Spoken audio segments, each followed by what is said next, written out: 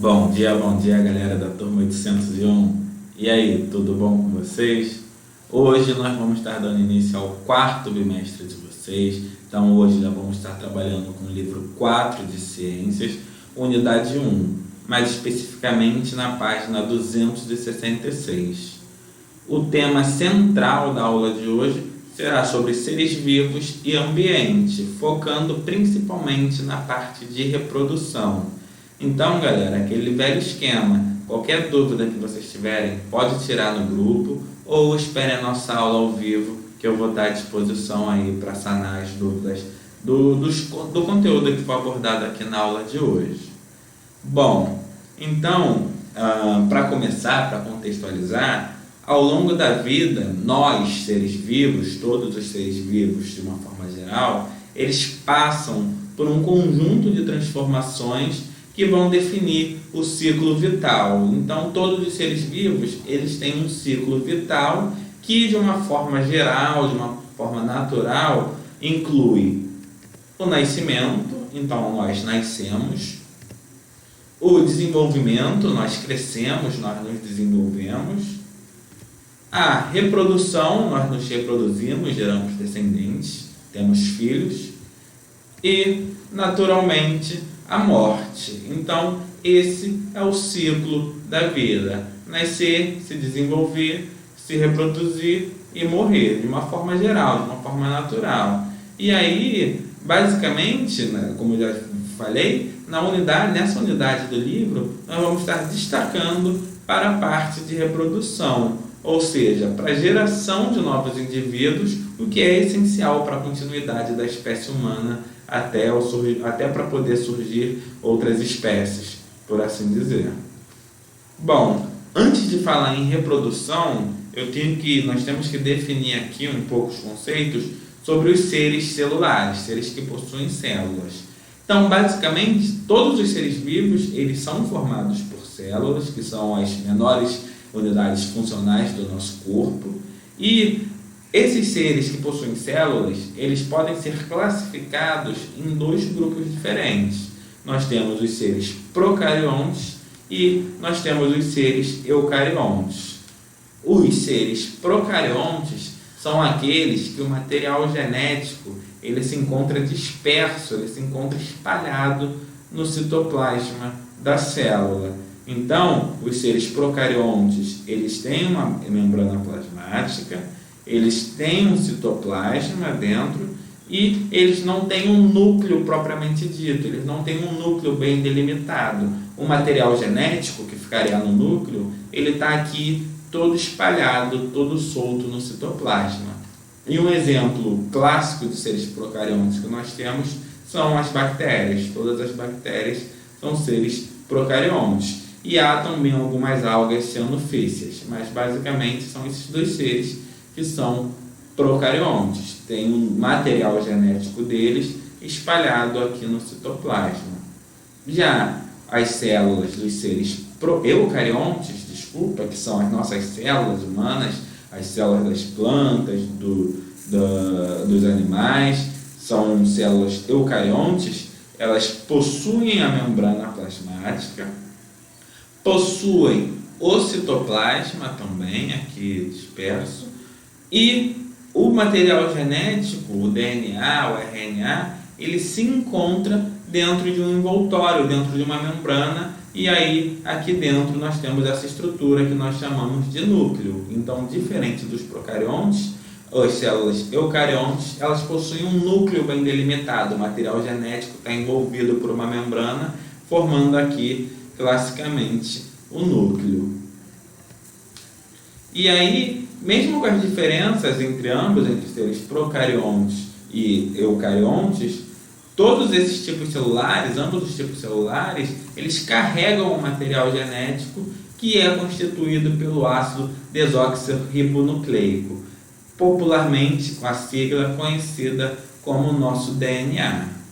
As moléculas de DNA, elas estão dispostas como duas fitas que estão entrelaçadas entre si. Então aqui eu tenho a fita 1 e eu tenho a fita 2, que estão enroladas, entrelaçadas entre si em forma helicoidal, em forma de hélice, por assim dizer. As fitas de DNA, elas são longas, são muito longas e são finíssimas. Por elas serem muito finas, só é possível poder observá-las através de um microscópio eletrônico, que é um microscópio, enfim, caríssimo, trabalhosíssimo para se obter imagem, mas que nós conseguimos imagens de coisas muito pequenas. Então, essa é a fita de DNA. Por ser tão longo, falei, ela é finíssima, mas ela é muito longa.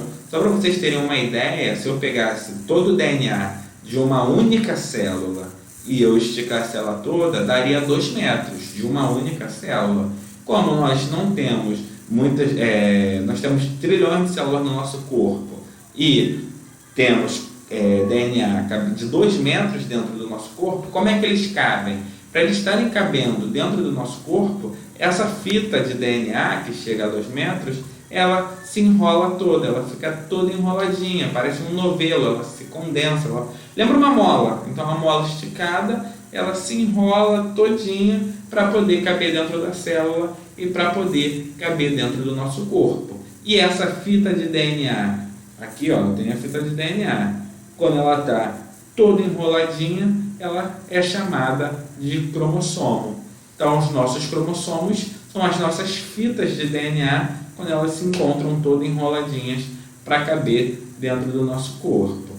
E com o desenvolvimento aí da microscopia, com os avanços da microscopia eletrônica, por exemplo, descobriu-se que o material genético da célula, ou seja, nossas células, elas possuem vários cromossomos, então cada célula possui vários cromossomos e que cada espécie possui uma quantidade determinada de cromossomos dentro da célula. Nós vamos descobrir já nos próximos slides quantos cromossomos as células humanas têm. Mas aí as células de uma mosca, por exemplo, têm outra quantidade de cromossomos. As células de cachorro, por exemplo, têm outra quantidade de cromossomos dentro dela. E isso aí varia de espécie para espécie. E isso que impossibilita, por exemplo, o cruzamento, a geração de descendentes depois de cruzamento de espécies diferentes.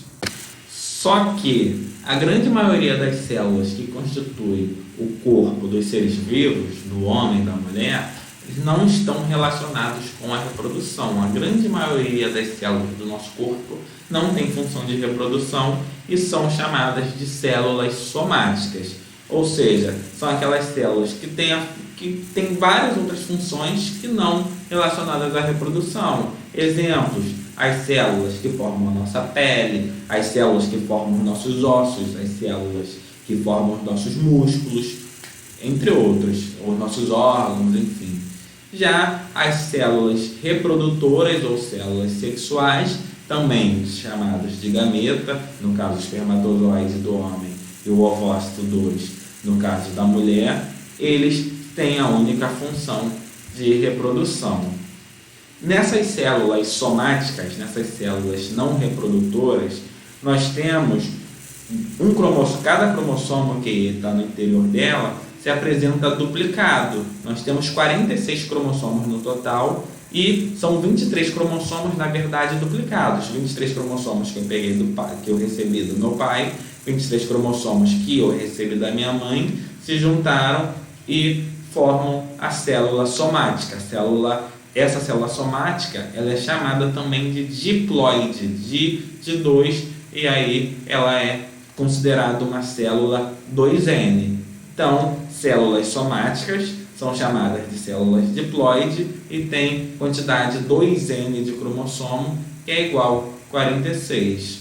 Por outro lado, as células sexuais, o nosso espermatozoide, o nosso ovócito da espécie humana, eles possuem metade desses cromossomos, eles possuem apenas 23 cromossomos, então eles não são considerados 2N, eles são considerados células com N cromossomos e são chamadas de haploide. Células sexuais são células haploide, quantidade de N de cromossomos, total 23.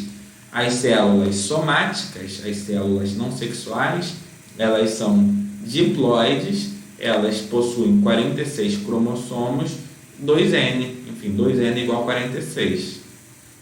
E as nossas células haploide, elas possuem apenas 23 cromossomos. Por quê? Porque esse espermatozoide com 23 cromossomos vai encontrar um ovócito, 2 com 23 cromossomos, e aí a fusão dessas células haploides vai gerar uma célula diploide com 2N, esse N e esse N, que era de 23 aqui, 23 aqui, e aí multiplicado por 2, né, esse 2N, vai me dar 46 cromossomos. Então, como eu falei, os gametas ou as células sexuais do homem são os espermatozoides e os das mulheres são os ovócitos, e ambos apresentam cromossomos N igual a 23 cromossomos cada um.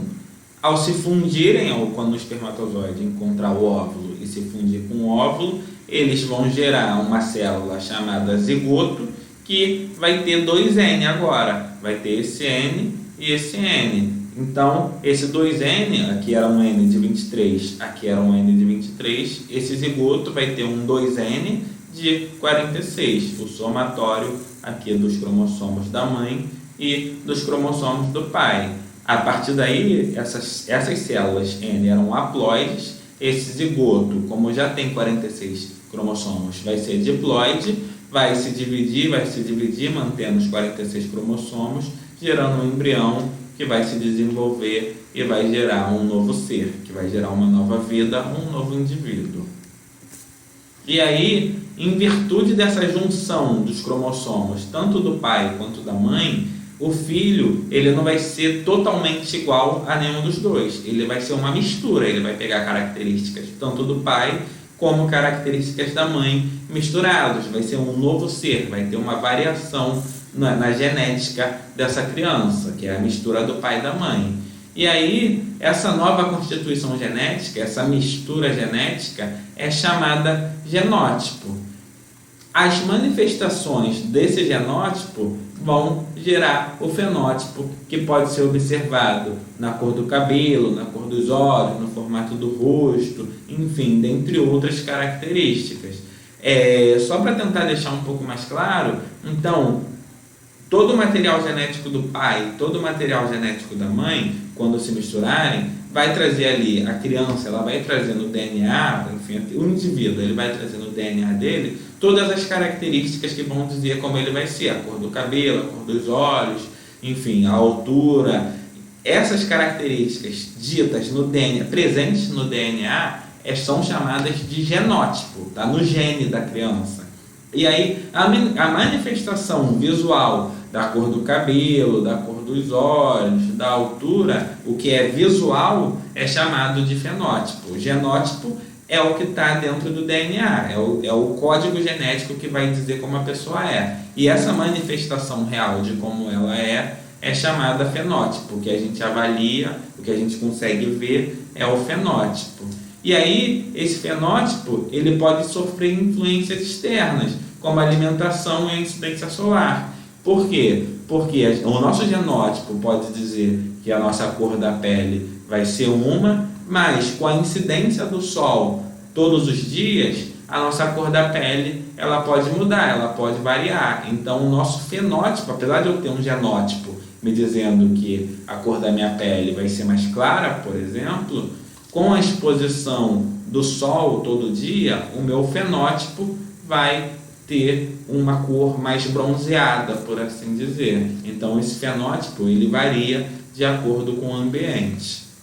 E também o fenótipo ele pode variar por alterações não ambientais, pode ser por alterações feitas pela própria pessoa, de forma proposital. Então aqui tem um exemplo clássico, a Anitta, a celebridade Anitta. Isso aqui é uma foto da Anitta adolescente, possivelmente, e aí vejam que o cabelo dela era encaracolado, era um cabelo mais escuro. E aí, atualmente, não sei se hoje ainda, mas por um tempo, a Anitta já estava com o cabelo mais liso, mais escorrido e na cor loura. Então o fenótipo dela, atualmente, é esse, é louro, com cabelo liso, mas o DNA dela traz que o cabelo dela, ou seja, o genótipo dela traz que o cabelo dela, na verdade, era para ser enrolado, encaracolado e mais escuro.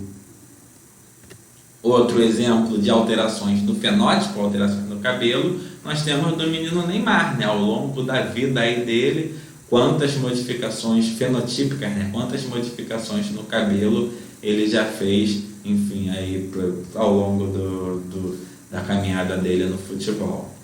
E falando agora, galera, em tipos de reprodução, porque a reprodução dos seres vivos, de uma forma geral, elas podem ocorrer de forma assexuada ou sexuada. E aí a gente vai ver alguns exemplos. Hoje, especificamente, nós vamos ver exemplos, entender o que é e ver exemplos da reprodução assexuada. Lembrando que a espécie humana, nós seres humanos, nós nos reproduzimos apenas de forma sexuada, mas há outras espécies de seres vivos que podem se reproduzir de forma assexuada também.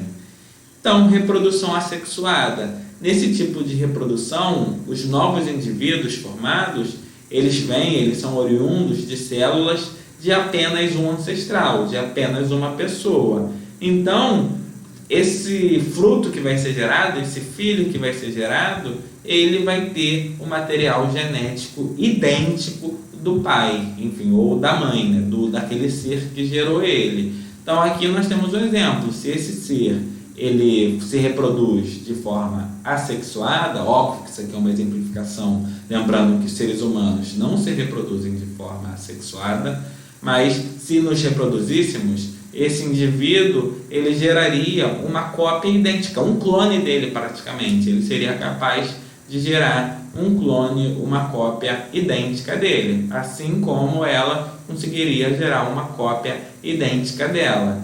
Então, o material genético do filho seria idêntico do pai, o material genético aqui seria idêntico do ancestral. Diferente da nossa reprodução sexuada, onde há a mistura do material genético de ambos e o novo ser que nasce, ele não é exatamente o DNA do pai ou o DNA da mãe, é a mistura de ambos. Bom, quais são as vantagens da reprodução assexuada? Elas ocorrem com maior rapidez e não tem tanto gasto de energia. Então, geralmente, uma reprodução assexuada, ela ocorre de forma mais espontânea, de forma mais rápida e sem muito gasto de energia. E aí, a desvantagem disso é que não tem variabilidade genética. Então, novamente, o ser gerado, ele é idêntico ao seu ancestral. E qual é o problema disso? Se o ancestral, se o ambiente ali é favorável para o ancestral, vai ser favorável para o filho também. Mas se forma um ambiente que é desfavorável e pode levar à morte do pai, vamos colocar temperaturas que aquela espécie não aguenta, que não aguentaria o pai, o filho também não aguentaria, morreria. Por quê? Porque tem o mesmo material genético. Quando nós temos essa mistura, pode ser, se fosse a mistura desse ser com esse ser aqui, esse novo indivíduo gerado poderia ser que ele tivesse mais resistência a essa mudança do ambiente. Mas, como o filho na reprodução assexuada é a cópia do pai, ou a cópia, né, do seu ancestral, melhor dizendo, não ocorre essa mistura de gene. Então, tudo que isso aqui for suscetível, tudo que esse indivíduo for suscetível, esse vai ser também. Então, isso acontece muito com plantas. Então, se a planta se reproduz de forma assexuada também, então, aquela planta que se reproduziu de forma assexuada está num ambiente propício para ela, todas as filhas também vão ter um ambiente propício.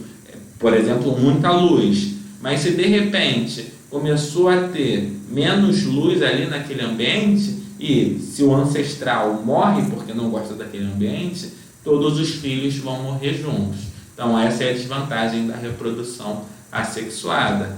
E a reprodução assexuada, ela pode ocorrer de várias formas diferentes, como esporulação, cisparidade, brotamento, parternogênese ou reprodução vegetativa. E nós vamos ver cada uma dessas reproduções hoje.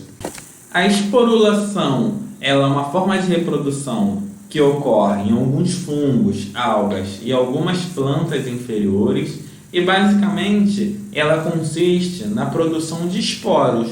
O que são esporos?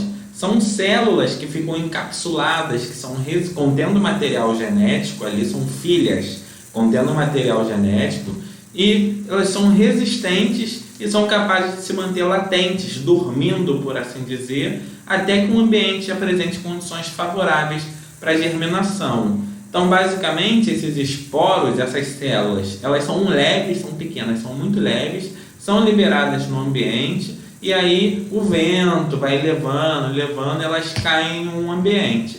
Se aquele ambiente não for propício, ela fica ali latente, dormindo durante o tempo que for necessário. Vai bater um outro vento, ela vai voar, ou vai ficar ali parada mesmo, até que ela encontre um ambiente propício. Quando ela acha um ambiente que é ideal para ela, esse esporo vai nascer e vai gerar um ser idêntico àquele que liberou aquele esporo. Então, essa é uma forma de reprodução muito importante, por assim dizer, dos fungos principalmente, e de algumas plantas também. Outra forma de reprodução assexuada é a cisparidade, que também é chamada de divisão binária ou bipartição. É muito simples. Essa forma de reprodução acontece só em organismos unicelulares, só em organismos formados por uma única célula. Esses organismos unicelulares, no caso, por exemplo, protozoários e alguns exemplos de fungos também, e aqui eu tenho uma célula contendo o seu núcleo, e esse núcleo ele se duplica. Então aqui agora eu tenho 2 núcleos, e aí essa célula começa a se dividir ao meio. Um núcleo fica com uma célula, o outro núcleo fica com outra, e aí eu tenho de uma célula mãe, eu tenho agora 2 células idênticas, filhas idênticas. Outra forma de reprodução assexuada que existe é o brotamento. Dessa forma de reprodução também muito simples, ocorre a formação de um broto, por assim dizer, de um filho, um pedaço, por meio de várias divisões celulares. Então aqui eu tenho o exemplo do cacto. Esse cacto, nessa região do cacto, ocorre várias divisões celulares, várias divisões, e a formação de um brotinho, de um pequeno filhote, por assim dizer, idêntico ao cacto pai. Esse broto, ele vai se desenvolver e depois pode se soltar, depois quando ele já estiver bem desenvolvido, ele pode se soltar no ambiente e viver de forma independente.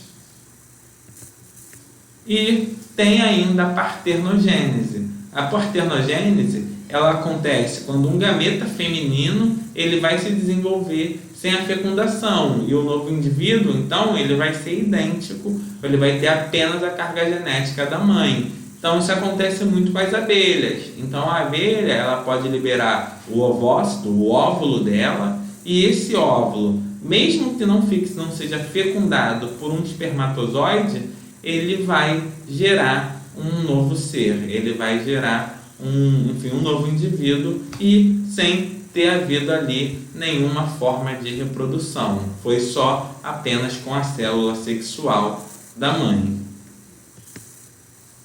Outra forma ainda de reprodução que existe é a reprodução vegetativa. Esse tipo de reprodução vegetativa, como o nome diz, vegetal, ocorre em plantas. E ele tem esse nome por quê? Porque os descendentes, os filhos, eles são gerados através de estruturas vegetativas. Eles são gerados através de raízes, caules e folhas presentes em vegetais. Daí que se origina o nome de reprodução vegetativa. Eles se reproduzem a partir das estruturas vegetativas desses seres, dessas plantas, por assim dizer. Parecido com o brotamento, só que ocorre geralmente em raízes, caules, folhas, enfim, e apenas em plantas. E temos também a fragmentação, ou laceração com posterior regeneração. Isso pode ocorrer em alguns organismos pluricelulares e ocorre quando os descendentes eles são originados com base em fragmentos do corpo do ser original. Então, basicamente, já acontece muito. Nós temos o exemplo das planárias, nós temos a estrela do mar. Então, a estrela do mar, se ela perde um pedaço dela, se ela se fragmenta, mas esse pedaço que se perdeu, então se a estrela do mar, ela perdeu um braço, por assim dizer, e esse braço da estrela do mar, ele contiver um pedaço do disco central, que tem todo o material genético ali da estrela do mar, esse braço ele vai se regenerar e apenas desse um braço vai se gerar todos os outros, formando um novo ser. E a estrela que perdeu um braço também consegue se regenerar. Então, eu tinha uma estrela, ela perdeu um braço. E aí, esse novo braço vai conseguir gerar um novo ser, e essa estrela que perdeu o braço também vai se regenerar, e agora eu vou ter 2 estrelas do mar. Simples assim. Então, galera, por hoje é só. Espero que vocês tenham entendido aí o conteúdo, que não tenham ficado nenhuma dúvida, e vamos conversar um pouquinho mais sobre essas formas de reprodução aí na nossa aula ao vivo. Mas, enquanto isso, façam as atividades aí que eu deixei no Portal Plural, que também vamos corrigir daqui a pouco na nossa aula. Beleza, galera? Então é isso. Tchau, tchau.